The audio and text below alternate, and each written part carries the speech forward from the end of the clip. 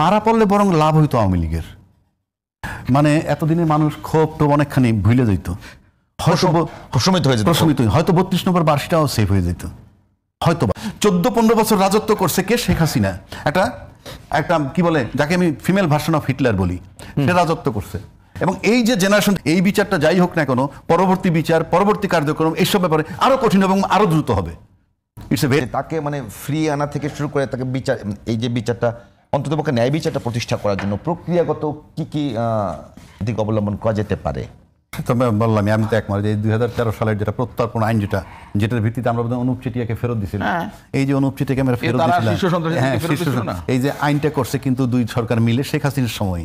এখন আজকে সেই এটার ভিতরে এখন শেখ হাসিনার সেটার আওতায় চলে আসছে। তো যে কথাটা, এই যে প্রতিবেশী তো আছে, এইরকম প্রতিবেশী নেই যে একদম 3 দিক আমরা আছি।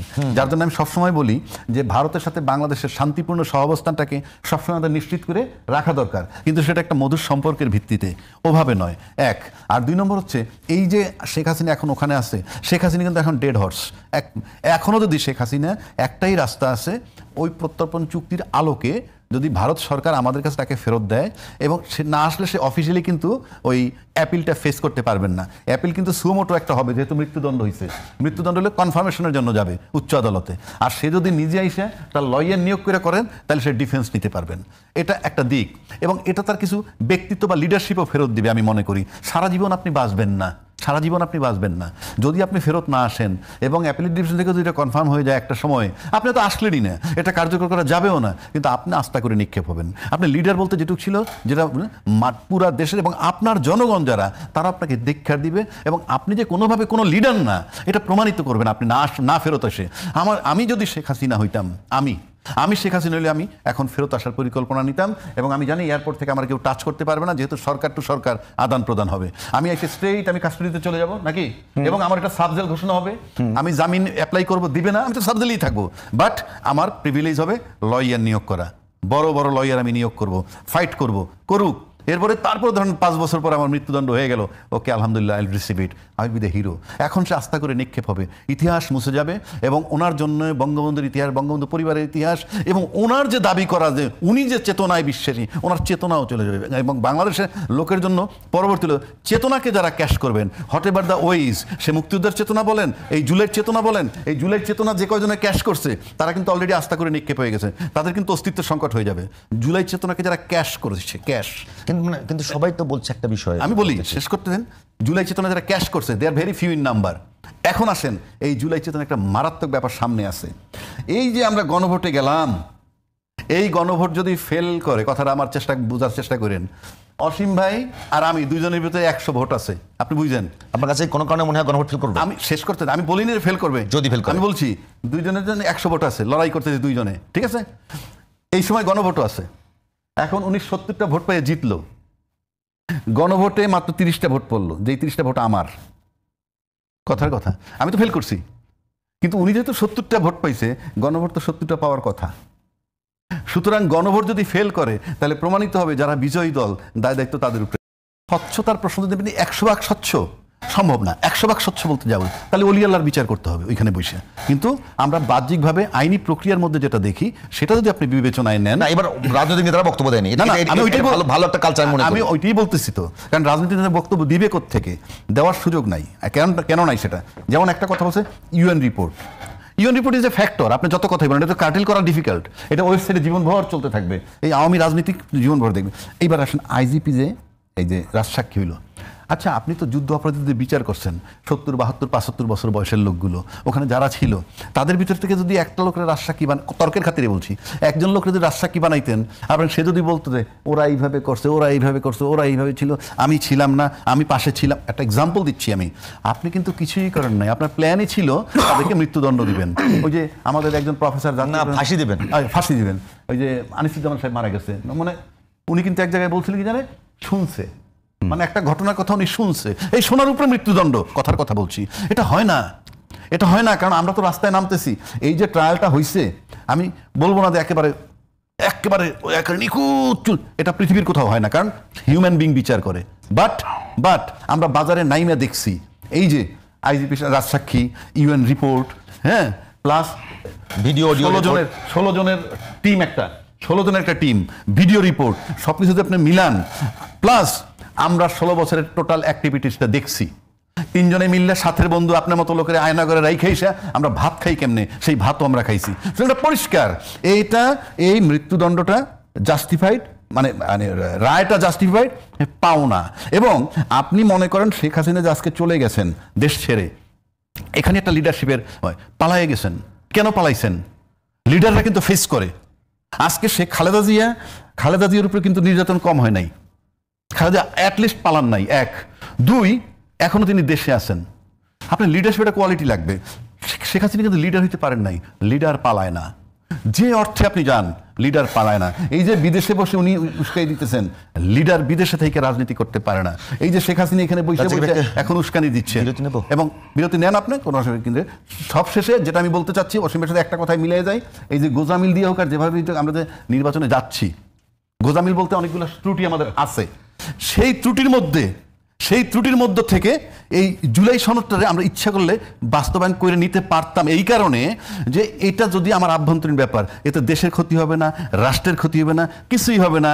সেটা মানতে পারলাম না কেন, সেটা নিয়ে ওই জায়গা পর্যন্ত গেলাম কেন, এটা আমার একটা ব্যথার জায়গা। কেন এটা তো না হওয়ার কোনো কারণ ছিল না। সবাই তো দাবি প্রত্যাখ্যান করা উচিত। আমি বা রাজ্জাকি ভাই বা আপনি বা অন্য যে কেউ প্রত্যাখ্যান যত না বেশি করবে, তার থেকে বেশি তাদের দল প্রত্যাখ্যান করা উচিত। এবং এই যে রাজ্জাকি ভাই বললেন, উনি যদি সেদিন গণপিটুনিতে মব আপনার হামলার শিকার হতেন, উনি যদি সেদিন ওয়াইপড আউট হয়ে যেতেন, তাহলে আওয়ামী লীগ বেঁচে যেত।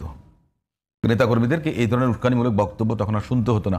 তারা কিছুটা হলো আপনার কুলিং অফ পিরিয়ডের মধ্য দিয়ে এগোতে পারতেন, কিন্তু এখন সেটা পাচ্ছেন না। আপিল যে করবেন, ওনার কাছে তো রায়ের কপিও যাবে না, এটা ট্রান্সমিট হবে না ওনার কাছে। এখন যেটা হবে যে কূটনৈতিক চ্যানেল, ডিপ্লোম্যাটিক চ্যানেলে এক্সট্রাডিশন ট্রিটি কিন্তু বাংলাদেশের সঙ্গে ভারতের আছে। এর আগেও কিন্তু অনেক শীর্ষ সন্ত্রাসীদেরকে ভারত বাংলাদেশে হস্তান্তর করেছে, আমরা দেখেছি। ইনি তো শীর্ষ সন্ত্রাসী না, ইনি তো মনে করেন যে একেবারে মুসলিনের প্রেতাত্মার মতো।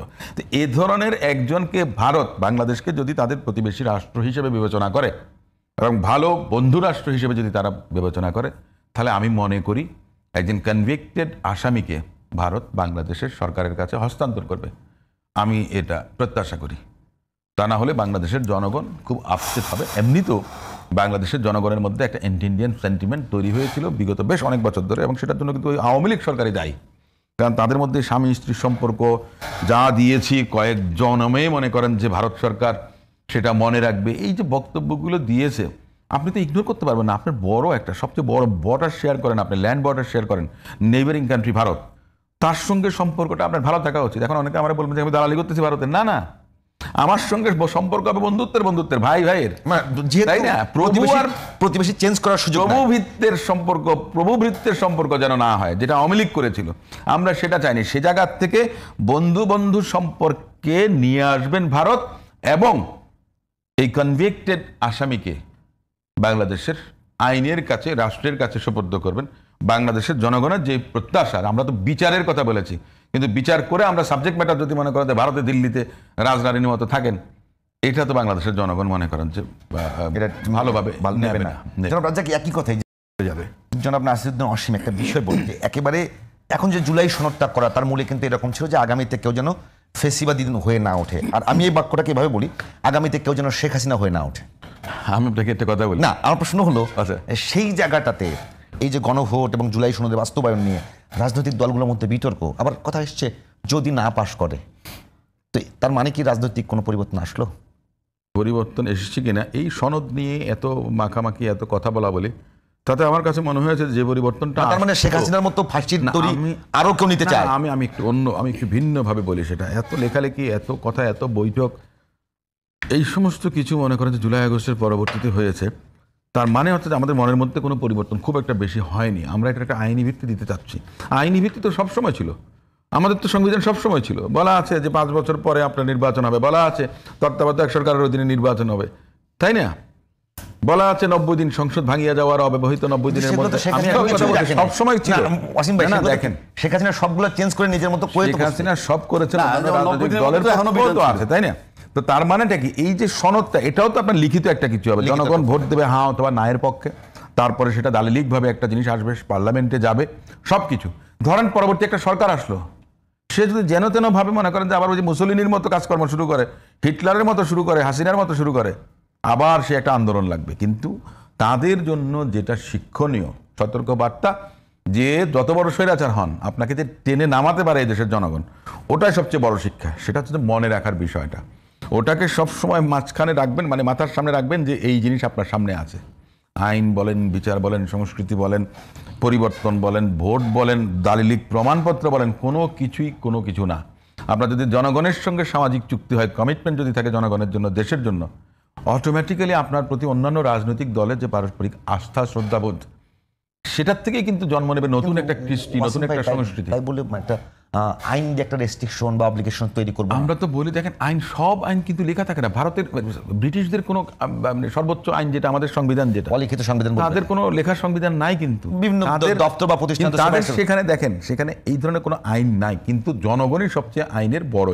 এই যে রাজ্জাক ভাই একটা কথা বলেন, জনগণ সার্বভৌম। ওখানে জনগণ নির্বাচিত করে কাকে? সংসদ সদস্যদেরকে।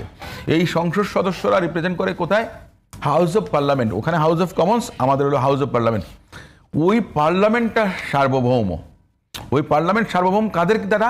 জনগণের নির্বাচিত প্রতিনিধিদের দ্বারা। মানে তারাই সব কিছু করতে পারবে। তারা যদি কোনো কিছু অন্যায় করে, তারা যদি কোনো কিছু অবিবেচনা প্রসূত করে, ভুল করে, তখন জনগণ তাকে পরবর্তীতে প্রত্যাখ্যান করবে। এখন আমরা যে বলছি যে এই যে সতর্কবার্তা, ফাঁসি, সব রাজনীতিবিদের কি আমরা ফাঁসির জন্য অপেক্ষা করব? আমাদের যে আগামীর পথ চলা, ভবিষ্যতের 10 বছর, 20 বছর, 50, 100 বছর, আমরা কি শুধু রাজনৈতিক দলগুলোকে ফাঁসি গাছটা ঝুলানোর জন্য?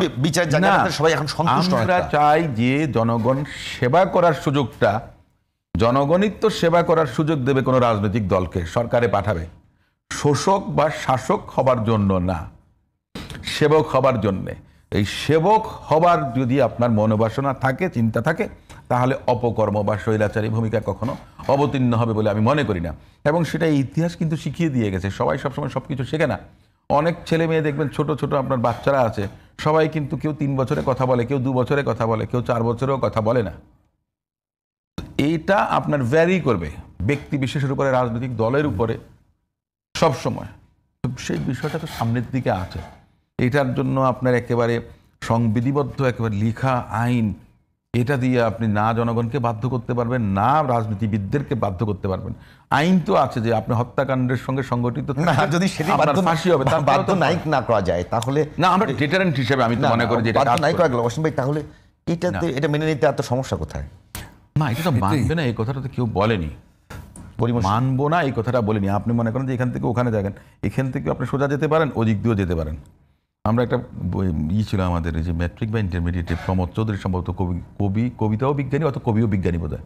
কবি কল্পনা করে চাঁদে যায়, বিজ্ঞানী রকেটে করে যায়, কিন্তু দুজনেই কিন্তু চাঁদে যায়। না অসীম ভাই, একেবারে মানে যদি একটা কমিটমেন্ট থাকে, কিংবা জুলাই সনদ বাস্তবায়ন হলো, তাতে করে যদি একটা কমিটমেন্ট থাকলো, অন্তত কিছুই না, ধরলাম আইনগত ভিত্তিতে কমিটমেন্ট থাকলো, তাও তো মানুষ একটু আশ্বস্ত। আমি ওই কথাটাই বলেছিলাম, আমি বারবার ওই কথাটাই বলেছিলাম, কমিটমেন্ট একটা চার্টারে সাইন করেন, বায়নাপত্র করেন, রেজিস্টারে একটা বায়নাপত্র করেন। এটার জন্য একেবারে হ্যাঁ না ভোট দিয়ে কোর্টে যেতে হবে, রাষ্ট্রপতির অধ্যাদেশ আপনার করতে হবে, আদেশ জারি করতে হবে, এত কিছুর দরকার নাই। পারস্পরিক আস্থাবোধ, শ্রদ্ধাবোধ, বিশ্বাস যদি থাকে, তাহলে মনে করেন রাজনৈতিক দলগুলো যে হ্যাঁ আমরা কমিটেড, আমরা এটা করবো।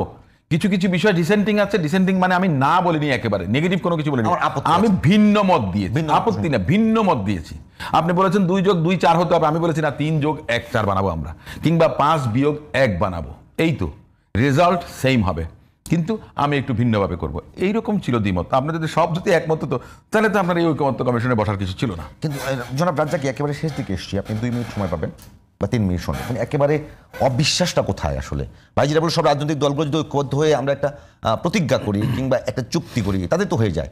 বিষয়টা দেখেন খুব সিম্পল। আপনি প্রথম ভাববেন আমরা যা কিছু করি না কেন রাষ্ট্র এবং রাষ্ট্রের জনগণকে নিয়ে ভাবি। প্রত্যেকে তাই তো বলি, ঘুরে ফিরে তাই বলে সবাই। উনি জনগণের সেবা করবেন, আমি জনগণের সেবা করবো, আপনি রাষ্ট্র এবং জনগণ। আচ্ছা, এইবার আসেন সিম্পল, একটা জুলাই আপরাইজিং হইল, অভ্যুত্থান হয়ে গেল। আচ্ছা, এটা তো আমার ইন্টারনাল, টোটালটা ইন্টারনাল, আমরা শেখ হাসিনাকে তাড়াই দিলাম। এখন আমার ইন্টারনাল অ্যারেঞ্জমেন্ট আমরা করে নিব। সেটা কি? একটা জুলাই সনদের আইনি ভিত্তি। সবাই যখন দাবি করি যে আমরা সবাই জুলাই আন্দোলনে শরিক ছিলাম, হ্যাঁ, এটা যখন আমরা দাবি করি, তাহলে এই আইনি স্বীকৃতিটা যদি আমরা দিয়েই দিলাম যে ইয়েস, এটাকে আইনি স্বীকৃতি দিলাম এবং এটা সংবিধানে সংযোজিত হবে, তাতে রাষ্ট্রের ক্ষতি কি হবে? 1, রাষ্ট্রের নিরাপত্তার ক্ষতি কি হবে? 2, নাম্বার 3, রাষ্ট্র এবং দেশের জনগণের অকল্যাণ কি হবে? নাম্বার 4, প্রতিবেশী দেশ বলেন বা বিশ্বের অন্যান্য দেশের সাথে সম্পর্ক তৈরির ক্ষেত্রে এটা আমার কি হ্যাম্পার করবে? কোনো হ্যাম্পার করবে না। তাহলে আমি এটা মেনে নিতে পারছি না কেন? এক। 2 নম্বর, ফাইনালি যখন আমি মেনে নিলাম কি গণভোট এবং গণভোট আর সংসদ নির্বাচন একই দিনে করব, এখনও আবার তাত্ত্বিক ব্যাখ্যা আসতেছে যে রাষ্ট্রপতির আদেশ আসলে সেটা আইনি মর্যাদা পাবে না। মানে আমি এখন বলছি কেন এটা? তার মানে আমি চাচ্ছি না জুলাই সনদ নাকি, নাহলে আমি বলবো কেন এই জিনিসটা? আচ্ছা, জুলাই সনদ হোক, নির্বাচন হয়ে যাক, তারপরে গণভোট মানলাম না, কিছুই করলাম না, আইনি ভিত্তিও দিলাম না, তাও তো চলে। আমি এখনই বলার মানে কি? আমি কি বারবার বুঝাইতে চাচ্ছি আমি এটা চাই না, আমি জুলাই সনদ চাই না, এর স্বীকৃতি চাই না? তাহলে রাষ্ট্রের প্রতি আইন আদের যখন আইনি মর্যাদা পায় না, এই কথাটা আমার এখন বলার দরকার কি? কি দরকারটা কি আমার? আর সবচেয়ে বড় কথা, আমি আবারও বলছি যে জুলাই গণভোটের মানে আদেশকে সংসদ মানতে বাধ্য। অফকোর্স গণভোট তো আমি মনে করি গণভোট ইটসেলফ সংবিধান হয়ে যায়। গণভোট ইটসেলফ সংবিধান হয়ে যায়। নাহলে গণভোটের প্রয়োজন কি? যেমন ধরেন, আমি এক জায়গায় বলছি, প্রফেসর ইউনূস সাহেবের জায়গায় যদি আমি হইতাম, আমি যদি টেক ওভার করতাম, আমি প্রথম 15 দিন থেকে 1 মাসের মাথায় সংস্কার, বিচার এবং তারপরে নির্বাচন পরিষ্কার, এর উপরে গণভোট করতাম। ওই মুহূর্তে 8 কোটি 9 কোটি ভোট পড়তো। কথার কথা বলছি আমি, কোনো সন্দেহ নাই, 8-9 কোটি ভোট পড়তো। কারো সাধ্য ছিল না সংস্কার, বিচার এবং তারপর নির্বাচন। হ্যাঁ বা না? উনি করেন নাই, কেন করেন সে তার ব্যাপার। আজকেও আবার বলতেছি, যেহেতু গণভোটটা ফাইনালি গণভোট একদিনে চলে গেছে, যেটা জুলাই সনদের স্বীকৃতি হবে, আবারও বলছি, বিজয়ী দল যদি ক্ষমতায় যেতে পারে ভোট নিয়ে, গণভোট যদি ফেল করে তাহলে ধরে নেওয়া হবে কি? সুতরাং যারা ক্ষমতায় যাবেন এবং জিতবেন এবং এই গণভোট যদি না বোধক হয়ে যায়, তার দায়িত্ব তাদের হবে। এখন তিনি যেই যাক ক্ষমতা, যেই জায়গা। ব্যারিস্টার নাসিরউদ্দিন ওয়াসিম, আপনার কাছে 2টা প্রশ্ন শেষে। 1 নম্বর প্রশ্ন হলো, আগামী সংসদ নির্বাচন প্লাস গণভোট যেহেতু একদিনে হচ্ছে এখন পর্যন্ত যা আছে, গণভোটে কোনো দল নার পক্ষে কোনো দল হার পক্ষে যাওয়ার কোনো শঙ্কা দেখেন কিনা? সবশেষ খুব গুরুত্বপূর্ণ প্রশ্ন, যেটা একেবারে এতগুলো ঘটনা ঘটে যাচ্ছে, একেবারে এই জুলাই অভ্যুত্থান হলো, অভ্যুত্থানের পরে সময় গেল, 1-1.5 বছর গেল, শেখ হাসিনার বিচারের রায় হলো, আপনাদের নেত্রীর একেবারে একটা ঠুনকো মামলায় তাকে দীর্ঘদিন একেবারে বসবাসযোগ্য না এমন ইয়েতে রাখা হলো, জেলখানায় রাখা হলো। তো এটা তো রাজনৈতিক দলগুলোর জন্য একটা বড় ধরনের শিক্ষাও বলতে পারেন, অর্জনও বলতে পারেন, যে একটা নির্যাতনকারী বা একটা জালেমের একটা বিচার হচ্ছে। এগুলো কি আপনাদের অ্যাক্টিং চেয়ারম্যান বাংলাদেশে এসে দেখবেন না? না, এদের দেখেন, অ্যাক্টিং চেয়ারম্যান তিনি নিজেও রাজনীতিবিদ, তিনিও একজন আপনার তার নিজের একটা নেতা কর্মীরা খুব আগ্রহ নিয়ে বসে আছে। আচ্ছা, সেটা আছেন, উনি কেন হচ্ছেন না? বা উনি আসবেন, উনি তো আমার সম্ভবত মনে হয় যে তফসিল ঘোষণা হলে বোধহয় আসবেন, বা এই জাতীয় কিছু, জানি না, ওটা ওনার ব্যক্তিগত। তারেক রহমান সাহেবের কথা বলছেন, আমাদের দলের ভারপ্রাপ্ত চেয়ারম্যান সাহেবের কথা বলছেন। এত বড় বড় ইভেন্ট হচ্ছে, আপনার এত বড় বড় ইভেন্ট হচ্ছে, উনি আসতে পারেন দেশে এখন। না, ওনার আসতে তো কোনো বাধা নেই। ওনার একটা বিষয় আছে যেটা হচ্ছে নিরাপত্তার বিষয় আছে, যে বিষয়টা খুব বেশি কনসার্ন হয়েছে, এবং আমি গত